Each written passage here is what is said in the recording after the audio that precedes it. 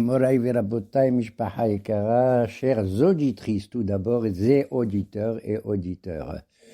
L'actualité de cette semaine, c'est bien entendu d'abord la paracha de Vaïra, mais au préalable, je voudrais dire que c'est cette période-là, à partir du 7 Heshvan, que nous récitons la demande de Hachem Baruch Aleinu, de lui demander la pluie. On a fait son éloge au début en disant Mashiva Ruach Morida Geshem. Maintenant, on exige la pluie qui est à l'origine de toutes les berachot. Tu te rends compte, la bracha qui tombe du ciel. C'est incroyable, merveilleux. Et donc, Rachel Imenu, elle a son mérite que c'est le 11 Heshvan, d'après certains, que tombe sa Hiloula et que les gens vont se rendre sur sa tombe pour la prier. Je relève que c'est étonnant que de toutes les Imahot, Sarah, Rivka, Léa et Rachel, c'est Rachel qu'on fait la Hiloula, tu vois. Il n'y a pas d'Hiloula pour les autres. Les autres, Baruch Hashem, chacune, elle avait ses qualités, elles sont toutes enterrées, tu sais où, à la Mihara Tamerpela, où j'étais moi-même rabbin de la Mihara Nachon, et que je lavais les mains des patriarches, Abraham, Tzak, Yaakov. Bon. Et donc, Rachel a été enterrée en chemin. D'après certains, c'était dans la période où la pluie tombe, n'est-ce pas? Peut-être c'est grâce à elle que la pluie tombe, qui était l'origine de la paracha, parce que concernant Rachel Imenu alayha shalom, il est dit Rachel mikbeka al baneha ve'enenu. Elle pleurait ses enfants qui n'étaient pas. D'accord? Combien d'enfants elle avait? Elle avait 2, c'est tout. En vérité, même les enfants de Léa, tout se passe comme si c'était grâce à Rachel. Pourquoi? Parce qu'elle a donné, alors qu'Yaakov voulait se marier avec elle, et elle a fait en sorte que Léa soit la première. Donc, tous les bienfaits de Léa, ses enfants, Reuben, Shimon, Lévi, tout ça, eh ben, c'est comme si c'était les enfants de Rachel. Et elle veut les voir tous revenir en Israël. Rachel mevaka al baneham, hein? Et on dit, il lui dit, le bon Dieu, arrête, je t'en prie, Rachel, de pleurer, tu es tellement sensible, et tes yeux des larmes. Elle avait une larme à droite de l'œil droit et une larme à gauche de l'œil gauche. Quelle est la valeur numérique de Dim'a? Dim'a dalet mem ayn he, c'est 119. 119 d'une Dim'a plus 119 de la deuxième Dim'a, ça fait combien? 238. 238, c'est quoi? Eh bien, c'est Resh Het Lamed, c'est Rachel. Resh 200, Het 8, Lamed 30. Tu as vu? Regarde, Kadosh Baruch Hu, il transforme ses larmes en joie. Et que toutes les jeunes filles qui pleurent de temps en temps pour ceci ou cela, Kadosh Baruch Hu, il accueille leurs prières immédiatement. C'est moi, Hachem, c'est moi qui demande à Hachem de tous mes pleurs à moi aussi, avec tous ceux qui pleurent, et qu'ils aient la joie. Be'ezrat Hashem. Amen. Alors, et on demande la pluie, j'ai dit le rapport qu'il y avait. On dit Tental ou Matar, la pluie, donc c'est l'origine de toutes les berachot, et c'est la période, il y a un seul problème, il y a une contradiction dans la pluie. Parce que quand elle tombe, j'ai dit à mon copain, est-ce que ça t'a plu ou pas? Il m'a dit, ça m'a plu, d'accord? Et une femme m'a dit, monsieur le rabbin, vous racontez les mêmes blagues à chaque fois. J'ai pas osé lui dire, madame, si je répète les mêmes blagues à chaque fois, c'est que vous n'êtes pas de les comprendre dès le début. Alors je les répète, d'accord? Est-ce que ça vous a plu, madame, ce que je viens de dire? Si ça vous a pas plu, alors je vais vous dire, quand la pluie tombe, wow, je me sens plus vieux, et c'est vrai que je me sens plus vieux actuellement, comme il a dit Kadosh Baruch Hu à Noah après le Maboul, avant du début de l'année jusqu'à la fin de l'année, il y avait la même saison, comme le printemps, c'était merveilleux. Mais maintenant, il y aura les 4 saisons. Le printemps, l'automne, l'hiver et l'été. Voilà.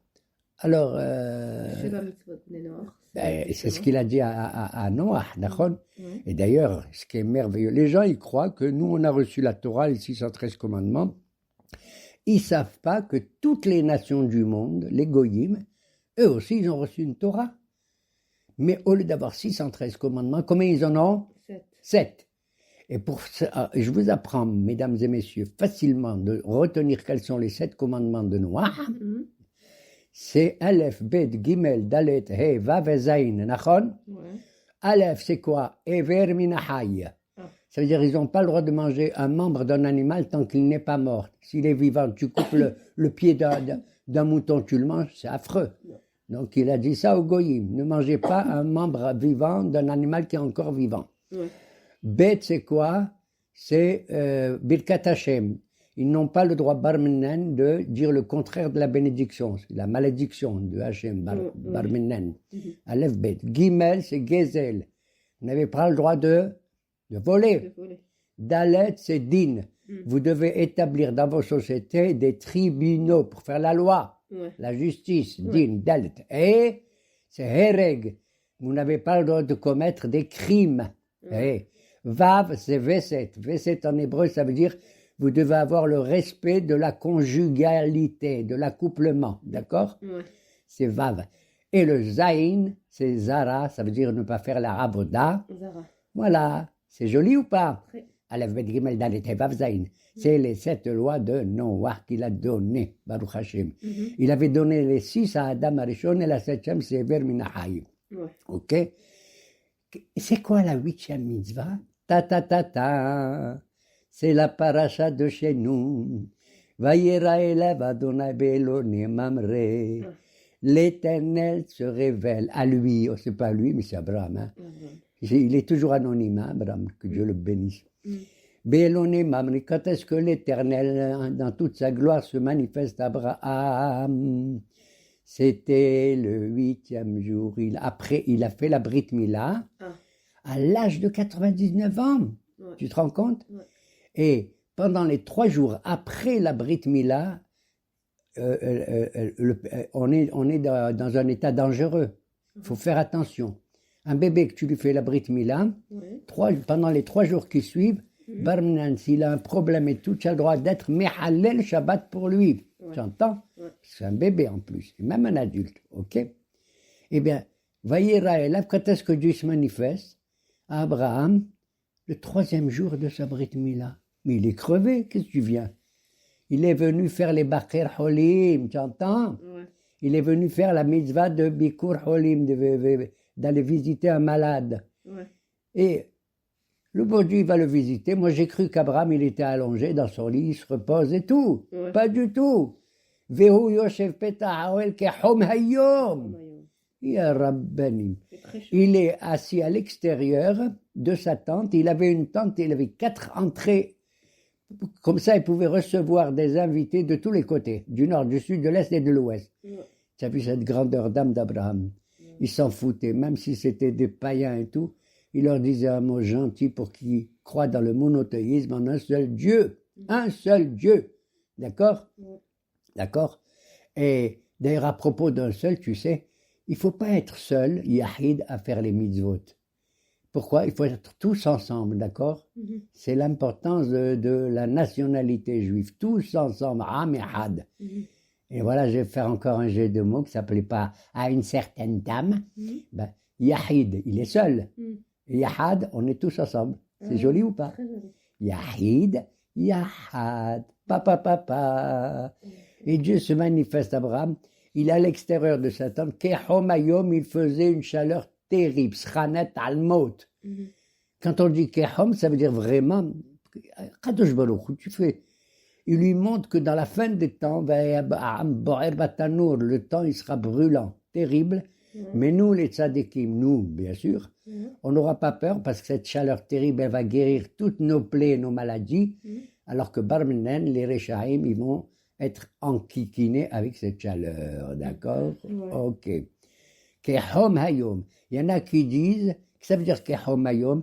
En vérité, tout ce qui s'est passé à ce moment-là, Rambam, mon Maïmonide, il dit que ça s'est passé dans un rêve prophétique. C'est dans un halom, tout ce qu'il a vu. Et Ramban Nachman, il dit pas du tout, c'est réellement que ça s'est passé, dans la réalité. Bon, peu importe, que ce soit comme ça ou comme ça s'est passé. La Torah nous raconte ce qui s'est passé, c'est tout.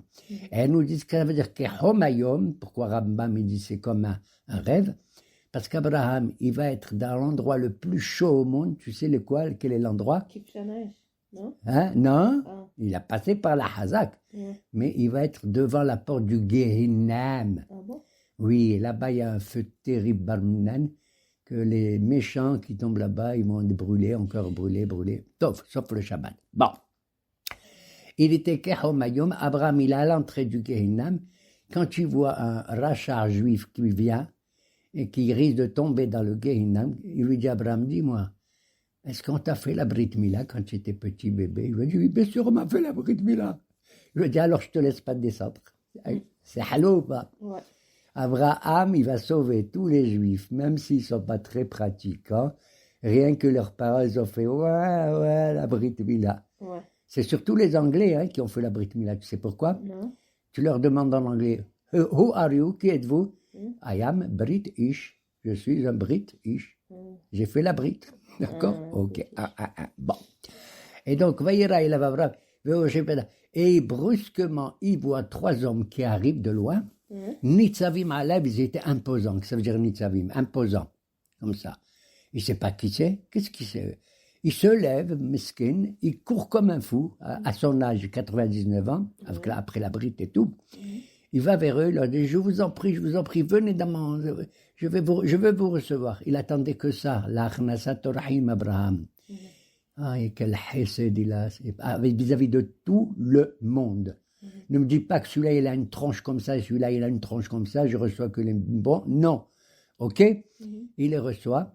D'après certains, il s'agit de 3 anges, Michael, Gabriel et Raphaël. Raphaël, il est venu pour guérir Abraham de sa brite. Michael, pour annoncer à Sarah qu'elle va avoir un bébé parce qu'elle était stérile à Kara. Et le 3e, c'est qui? Gabriel, c'est pour faire l'histoire de Sodome. Détruire les 5 villes de Sodome, Amora, etc. D'accord? Ouais. Alors, la différence entre Rambam et Rambam, comme je l'ai dit, je ne sais pas, Rambam, il dit tout ça s'est passé dans un rêve prophétique, et Rambam, il dit non, ça s'est passé dans la réalité. Dans la réalité. Et Abraham, il leur dit, écoutez-moi, venez, ne croyez pas que je vais me casser la tête, pas du tout. Je vais prendre un petit peu d'eau pour que vous lavez vos pieds, parce que c'était des Avodazara, ils adoraient la poussière de la terre. Hein? Je vais prendre un morceau de pain, je vais vous faire rien qu'un morceau de pain, pas grand-chose. Hein? Ils ont dit, venez vous reposer sous un arbre, parce qu'il fait chaud et tout. De là, nos maîtres, ils nous apprennent que les 3 miracles qu'on a eu dans le Midbar, dans le désert, du temps de Moshe Beno, c'est-à-dire la manne, l'Anan et Kavod et l'eau de Myriam, c'est grâce à Abraham, déjà depuis Abraham. Quand il a dit, je vais vous donner un peu d'eau, rien qu'un peu d'eau pour un homme qui a soif, c'est merveilleux, tu le sauves de la mort. D'accord? Quand il a dit, je prends un morceau de pain, c'est là que vient le miracle de la manne. Et quand il a dit, reposez-vous à l'ombre de mon arbre, c'est les Hanané Kavod, grâce à Abraham, Avinu, tu comprends? Et donc, il les reçoit, et c'est là qu'un des anges, il annonce, je dis des anges, pour ceux qui croient que c'est des anges, hein? Il annonce, où est Sarah? Elle lui dit, elle est là-bas. Il lui dit, tu sais, Sarah, ça y est, elle va avoir un enfant. Elle se met à rigoler, elle a entendu. Tu sais, les femmes, elles écoutent tout derrière la porte. Je n'ai pas à rigoler, c'est la vérité. Je le sais, pas parce que je l'ai appris dans la Torah, mais même on a vécu tout cela. Bah, il n'y a pas à dire. Elle a dit, c'est mis à rire, tu vois. Une femme qui rit, tu deviens dingue. Bon, elle n'a pas cru. Elle a dit, comment moi, je vais devenir enceinte à l'âge de 90 ans, alors que mon mari, il est vieux. Tu te rends compte? C'est beau de parler comme ça de son mari. Il avait 99 quand même. Oui, mais quand même, on ne parle pas comme ça de son mari. Non. Bon, quand Kadosh Baruch Hu dit à Abraham, tu sais, ta femme, elle a ri. Voilà pourquoi on va l'appeler Yitzhak, son fils. Hein? Il va rire tout le temps. Tu parles qu'il va rire. Sahakli. Et donc, il lui a dit, tu sais ce qu'elle a dit? Abraham dit, encore elle a dit quelque chose. Elle a dit, comment vais-je devenir fertile alors que je suis vieux? Il n'a pas dit que son mari est vieux. Il a changé. Moi, qu'est-ce que ça veut dire? C'est qu'il s'accuse lui-même d'être vieux alors qu'il n'est pas vieux. Anilo Shanichi, j'ai pas changé. Ouais. Vehu Haya, Vehu Ove, Vehu Ye, il est éternel. Le bon Dieu. Donc il n'a pas voulu faire du Lachon Hara. Et accuser Sarah qu'elle a dit mon mari il est vieux pour pas qu'il entende ça, Abraham. D'accord? Ouais. Et c'est ce qui va se passer. Karit Haya, aussi bien que je suis vivant aujourd'hui, l'année prochaine, ça s'est passé pendant la fête de Pessah, tout ça, hein? Pendant la période de Pessah. Tu auras un enfant. Voilà. Voilà. Bon. Et après, il les raccompagne, il les a bien reçus. Il a couru comme un fou derrière un bœuf pour faire de la viande, des schnitzels et des entrecôtes et des je sais pas quoi, hein, des tchouk-tchouka, je sais pas quoi, miskin. Il a dit à sa femme, Louchi va à Sirougot, toi ma femme tu vas pétrir et faire des gâteaux. Et il a dit un jeu de mots que j'ose pas le dire, il lui a dit Louchi tu vas loucher quand tu vas faire tout ça. Parce que les femmes elles ont en général tsarut aïn quand elles reçoivent. Je suis désolé de le dire, mais c'est la vérité, c'est pas moi, c'est les rabbins. Et moi aussi, je suis rabbin. Et donc, il les a reçus, ils ont mangé, et ils ont dit, on s'en va. Où vous allez? Ils ont dit, 2 anges, ils ont dit, nous les deux, on s'en va à Sdom. Hein? Et le bon Dieu, brusquement, il dit, est-ce que je vais cacher, moi, Abraham, mon adorable Abraham, ce que je vais faire? Qu'est-ce qu'il va faire le bon Dieu? Il a dit, je vais détruire les 5 villes de Sodome et Amora. C'est des villes affreuses. Et c'est là-bas que l'autre, il a choisi d'habiter, tu te rends compte? Ouais. Elle c'était tellement affreuse qu'en vérité, il est allé là-bas parce qu'elle ressemble, comme dit le Passouk, Kegen Adonai Ke'eretz Misraïm. Des villes très riches, très fertiles, comme un jardin de Dieu, et comme le pays d'Égypte, qui était comme l'Amérique de nos jours, très riche, très riche, très riche. Ouais. Puisque même Abraham, quand il y avait la famine, où il est allé en Égypte, tout le monde est allé là-bas. Ouais. Ok, bon. Et Abraham, il entend ça, il dit quoi? Il lui a dit, écoute-moi, Abraham, je vais détruire Sodome. Je vais détruire la ville de Sodome. Parce que c'est des gens, ils sont très très riches et ils ne veulent pas qu'on fasse la tzedaka. Ils interdisent à leurs citoyens de ne pas donner un morceau de pain ou un verre d'eau à un pauvre, d'accord? Ouais. À tel point, je vais te dire une chose, que le Midrash, il raconte. L'autre, il était là-bas, il avait un poste important, l'autre, tu sais. Il était comme un des juges de Sodome. Et un beau jour, il avait une fille qui est allée au puits pour prendre de l'eau. Elle avait dans son sac, en cachette, de la nourriture. Elle a donné à une pauvre, une femme qui est très pauvre. Ils ont vu ça, les policiers de Sodome, ils marchaient même. Qu'est-ce qu'ils ont fait? Ils ont pris cette fille, ils l'ont attachée et ils ont mis du miel sur elle et des abeilles sont venues, elle est morte, miskena. Tu sais comment elle s'appelait? Non. Plotit. C'est le Midrash qui dit. C'est la fille de Lot? Une des filles de Lot. Apparemment, il avait plusieurs filles, mais il en avait surtout 2 que on va voir qu'est-ce qui s'est passé avec eux. Et alors Abraham, il dit, mon Dieu, mon Dieu, mon Dieu, quoi? Il y a 5 villes. Peut-être qu'il y a 50 tzadikim, 10 tzadikim par ville. Et tu vas détruire les tzadikim avec les rechaim avec les tzadikim. Il a dit, Abraham, je t'en prie, arrête. S'il y avait 50, je ne détruis pas. Il n'y a pas 50 tzadikim. Peut-être qu'il manque 5, c'est tout. Il y a 45. Je t'ai dit, s'il y avait 45, je ne détruis pas. Peut-être qu'il y a 40. Je t'ai dit, même s'il y a 40, je ne détruis pas. Tu comprends? Ouais. Abraham, il n'en peut plus. Il continue, tais-toi, moi si c'était moi, j'aurais eu peur de continuer à parler avec Hachem. Il a décidé. Abraham il dit, mon Dieu, je ne suis pas un type important pour oser te parler, mais je ne suis que de la poussière et des cendres. Le pauvre. Tu te rends compte comment il parle de lui? Et même un homme comme la poussière et des cendres, s'il prend la défense des êtres humains, c'est un homme grand, merveilleux. C'est des méchants, c'est des Hamas. Oui, mais il voulait les sauver que peut-être il va leur faire tchouva ou n'importe quoi. Abraham a regretté qu'il ne s'est pas occupé des gens de Sodome. Tu sais, quand il a fait la guerre contre Amraphel et tout, et qu'il a libéré les gens de Sodome et Lot et tout, il aurait dû dire au roi de Sodome, je garde les habitants de Sodome, je m'occupe, tu me nommes le roi, et comme ça il fait la conversion. Ouais. Comme ça, il les ramène, il n'a pas fait. C'est ça qu'il a regretté. Voilà pourquoi maintenant il insiste, il veut les sauver. Il pense qu'il a eu tort de ne pas intervenir dès le début. Ouais. S'il y en a 30, arrête, Abraham. Et s'il y en a 20, arrête. Et s'il y en a 10, je te dis arrête. Il n'y en a pas. Pourquoi je te dis arrête? Parce qu'il n'y en a pas. Oui, peut-être qu'il y a... Non, quand il n'y a plus minyan, le minyan c'est 10, tu ne peux plus parler. Tu ne peux plus rien dire s'il n'y a pas le minyan. Alors Abraham, il a baissé la tête. Et à ce moment-là, les anges lui disent, ils vont être reçus par Lot, hein, eux qui veulent détruire Sodome. Et elle a fait vite. Il leur dit, venez chez moi. Tu vois qu'il a un côté bien, Lot aussi. Là-bas, il a écrit Matzot Asav Achlou.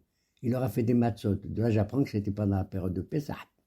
Ok? Ils sont rentrés brusquement. Tous les habitants de Sodome, les vieux, les femmes, les enfants, tous sont tous entourés dans la maison de Lot. Pour les tuer. Pour dire, ramène-moi ces deux hommes, on veut les connaître. Barminan, tu sais ce que ça veut dire connaître, que Dieu préserve. Et bon, l'homosexualité. Il leur a dit non, si vous voulez, je vous donne mes deux filles. Il est fou.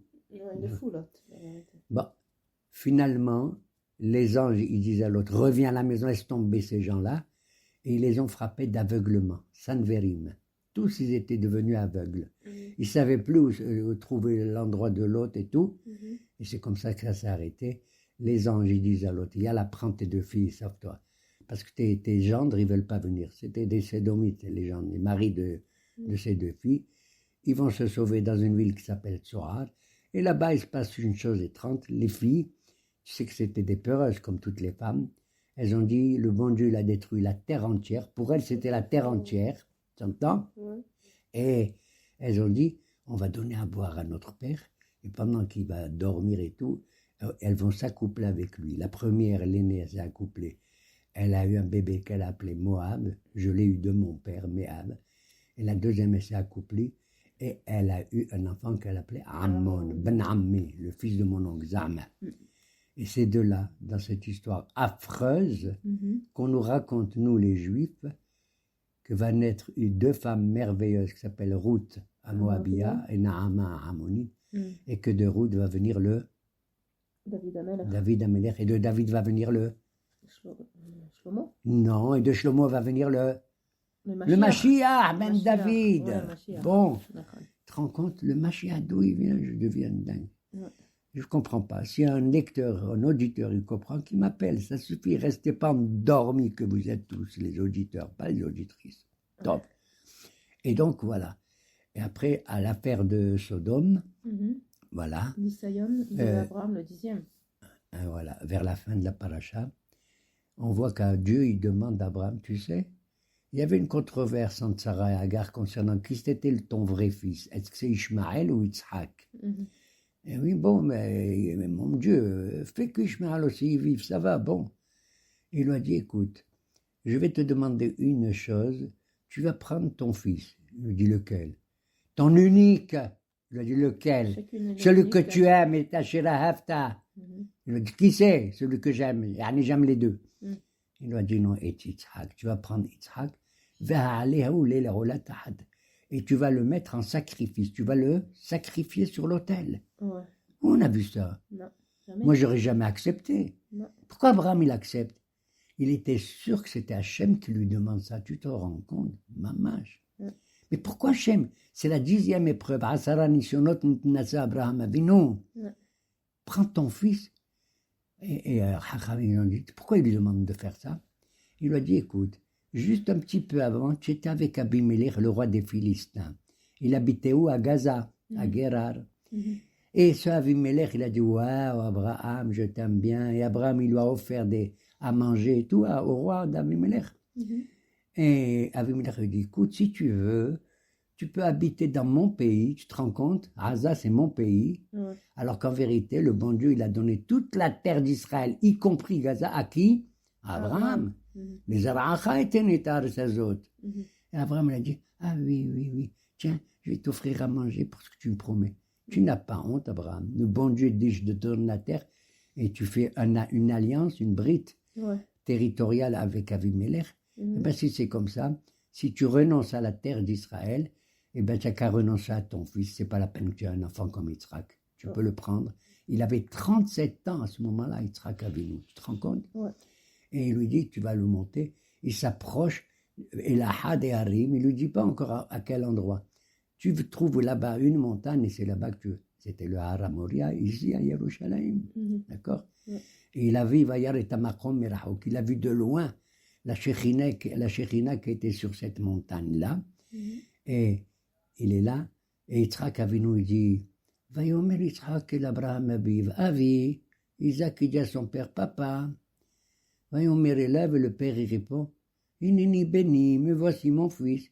C'est ridicule de parler comme ça. Ouais. Ils étaient ensemble, Ouais. est-ce que si Yitzhak, il parle à son père, il lui dit papa, qu'est-ce qu'il lui dit? Il dit papa. Et qu'est-ce qu'il dit le père? Il dit oui mon fils. De là j'apprends que quoi? Que Yitzhak il a appris, je prends ta qualité à toi Abraham qui est la midata hesed. Tu es mon père et je l'admets, j'admets ta qualité. Et qu'est-ce qu'il dit Abraham? Mon fils, si tu prends ma qualité du hesed alors que tu es le din, moi je prends le din qui est à toi, l'amrod que je suis du hesed. Et on va mélanger le hesed avec le din. Et Yitzhak lui dit, attache-moi bien les bras et les pieds et les mains, comme ça, les pieds et les mains, comme ça je ne bouge pas pendant que tu me sacrifies. Abraham, il lève son couteau pour Barmenan, sacrifier son fils. Brusquement, un ange il vient, il parle, Abraham, devoir arrête. Quoi? Il lui a dit, je ne veux pas. Maintenant, je sais que tu crains l'Éternel, ton Dieu. Hein, c'est pas que Hesed, mais tu as la Yira. Eh bien, laisse ton fils qui doit vivre maintenant. Tout se passe comme si Yitzhak, il a eu tellement, pas la peur, mais l'acceptation d'être mort, c'est qu'Ilou, sa neshama, elle est montée. C'est qu'Ilou, il est mort, il est monté, mais sa neshama va redescendre et en un nouveau Yitzhak. Avant, c'était un Yitzhak du din, c'est-à-dire féminin. Din, c'est la femme. Et maintenant, il y a une neshama du Hesed qui tombe en lui. Tu te rends compte? Incroyable, mais vrai. Il ressuscite et Abraham va retourner vers ses deux serviteurs qui sont Eliezer et Ishmaël, à qui il avait dit, chez vous, la po, Aïma Hamor, restez po ici avec l'âne, vous ressemblez à des ânes. Vous êtes po et nous, on va jusqu'à ko. Quelle est la différence entre po et ko? Vous restez jusqu'à po. Vous aimez le bon Dieu en tant que Hachem Sheladin. Po, c'est 85, Pehe. Et Elohim, c'est le Dieu du din, c'est 86. Non, on n'est pas loin de 86, Po. Mais nous, on va aller jusqu'à Ko. Ko, c'est combien? Café 25. On n'est pas loin de 26, qui est le Shem Abaya. C'est ça la véritable révélation. Et alors, il ne sacrifie pas Yitzhak, et il voit brusquement un bélier, un haïl, qui est attaché avec ses cornes dans un buisson, et il lui dit, prends le haïl et fais-le. Il prend le haïl, il va le sacrifier, et il met Yitzhak au-dessus du haïl. Tu te rends compte? C'est une histoire à dormir incroyable. Il fait le sacrifice, et Dieu agrée son sacrifice. Et nous, Haram, tu sais pourquoi il a pris un haïl, un bélier? Quel miracle il va y avoir? Eh bien, avec les cornes, avec la peau du haïl, le bon Dieu il va fabriquer le manteau d'Eliyahu Hanavi, avec la peau. Avec les nerfs, les guidim du haïl, il va faire les cordes de la guitare, hein, du canon de David Amelech. Et avec les cornes du haïl, la corne gauche, il va sonner du chauffard au mont Sinaï. Avec la corne droite, qui était la plus grande, il taqa chauffard gadol. Lorsque le Mashiach, il va venir. Et je conclus, Moraï Rabotai, avec l'Haftara, qui met en valeur encore une fois, Baruch Hashem, deux femmes. C'est merveilleux. C'est des gdolot, ces femmes, c'est de la folie, comme toutes les femmes, d'ailleurs. Bon. Et alors, l'Haftara, au livre des rois, Melachim, Beth Perek Dalet, 4e chapitre, on raconte qu'un jour, il y avait un prophète qui s'appelle Elisha, un type merveilleux. Il fait que des miracles, celui-là. Jamais il nous parle, il fait que des miracles, celui-là. Contrairement aux autres prophètes. Et il entend une femme qui crie, qui pleure. Appelez-moi Elisha, appelez-moi Elisha. Qu'est-ce que ça, madame? Elle m'a dit, voilà. Mon mari, c'était un prophète. Tu sais qui c'était son mari à cette femme? Obadiah, qui Obadiah. travaillait chez Ahab et Yeroboam. Mhm. Il est mort et moi, le roi, il nous a prêté de l'argent. Il exige que je lui rende l'argent. J'ai rien à manger. Ouais, Il lui a dit, madame, arrêtez. Vous avez quoi dans votre maison? Elle lui a dit, j'ai juste une petite fiole d'huile, à Sourchemen. Il lui a dit, prenez ça, madame. Demandez à toute voisine des marmites, des casseroles et des récipients et tout. Mhm. Chez vous, fermez la porte, qui n'est pas la Ainara. Mhm. Vous allez verser votre petite fiole d'huile, elle ne va pas s'arrêter. Elle fait, ça ne s'arrête pas. Tu te rends compte? Ouais. Un miracle incroyable. Jusqu'à ce qu'elle n'a plus de kelim et ça s'arrête. Le prophète Elisha ben Shaphat lui dit, écoutez madame, l'huile à l'époque coûtait très très cher. Mhm. Elle avait des centaines de litres maintenant. Wow. Vous allez les vendre. Mhm. Avec l'argent, vous allez rendre le crédit, la dette que vous avez vis-à-vis du roi d'Israël. Et avec le reste, vous allez vivre tranquillement. Vous savez ce miracle? Bien fait. À Sourchemen. Ça, c'est la première femme. La deuxième dans la Haftara, tu sais qui c'est? Elle s'appelle la Shunamite. Ouais. Parce qu'elle habitait dans le village qui s'appelle Shunem. Shunam. Un beau jour, Elisha, il allait de droite à gauche, et il allait chez cette femme, c'est cette Shunamite. Et elle a dit à son mari, tu sais, basta, on le reçoit comme ça n'importe comment, on va lui faire une chambre, un shulhan, un kissé, une menorah, et tout ce qu'il faut, d'accord? Ouais. Et un lit. Comme ça, on le reçoit bien. Ouais. Et c'est ce qu'elle a fait. Un jour, il est allé chez elle, Mhm. avec son disciple, comment il s'appelle, Gehazi, Hada, Ouais. et elle le voit, et elle le reçoit et tout. Elle dit, oh, madame, c'est merveilleux. Est-ce que vous voulez que je parle pour vous au roi? Il y en a que je veux vous aider économiquement, Mhm. ou au chef de la police pour vous aider si vous avez des problèmes. Elle a dit, Betocha. Elle lui a dit, Ni betocha mi anochi o Shabbat, j'ai besoin de rien, je suis comme n'importe quelle juive. Mhm. Elles sont toutes pareilles, moi je suis pareil aux autres. Ouais. Alors Gehazi dit, mais mon maître Elisha, elle n'a pas d'enfant cette femme, elle est stérile. Mhm. Ah bon? Il dit oui. Et alors le prophète il dit, madame, je tiens à vous dire aussi bien que je suis vivant maintenant, que vous aurez un bébé l'année prochaine, à la même date. Elle a dit, arrêtez, t'es chazib l'adonim, c'est pas possible. Ouais. Il s'en va. 1 an après, 9 mois après, pas 1 an, 9 mois. elle a un enfant. Mm. Cet enfant, il va grandir. Il va travailler dans les champs avec son père. Ils étaient agriculteurs. Un Habakkuk. Et brusquement, il dit Roshi, ma tête, j'ai mal. Alors son père, il dit à Nahar, emmène-le vite chez sa maman. Ils emmènent l'enfant chez la maman. Elle le prend sur ses genoux. Qu'est-ce qu'elle fait? Il meurt. Elle le met dans la chambre sur le lit du prophète Elisha et elle ferme la porte. Mm. Elle prend un âne, une ânesse, elle dit, je m'en vais, shalom. Elle dit à son mari. Le mari ne comprend rien, il dit, qu'est-ce qui se passe? Shalom. Le Chodesh Hayom. Elle va. Elle lui a dit, le Rosh Chodesh, le Shabbat. D'habitude, on va voir un rabbin quand c'est le Rosh Chodesh, le Shabbat, on lui rend visite, c'est une mitzvah. Elle a dit shalom. Elle est partie et là, elle se prosterne, elle touche les pieds du prophète Elisha et il a compris. Elle a dit, ça y est, j'ai compris. Il dit à son disciple Gehazi, prends mon bâton, c'est un bâton miraculeux, et tu vas le mettre sur le corps de l'enfant, et il va ressusciter. Surtout ne parle à personne. Mais Gehazi était un méchant. Il est sorti, il s'est mis à parler à tout le monde, et à bavarder et tout, contrairement à ce que le prophète lui a dit. Il va à la maison, il met le bâton sur le visage du gosse, rien du tout, il est Ça mort. marche pas. Elisha, il vient, et à ce moment-là, il monte dans la chambre, il se couche sur l'enfant, littéralement, face à face, il met ses yeux contre ses yeux, sa bouche contre sa bouche, ses mains contre ses mains, brusquement, il se met à éternuer. Quand il dit taïch, ya baba, taïch. Et il est encore comme ça, il voit que son corps se chauffe petit à petit, il éternue, et là, il a ressuscité. C'est pour ça que de nos jours, quand quelqu'un il éternue, on lui dit labriout ou bien taïch, tu vivras. Parce qu'à l'époque, il y a longtemps, quand quelqu'un à l'époque il éternue, il mourait, sa neshama sortait du nez.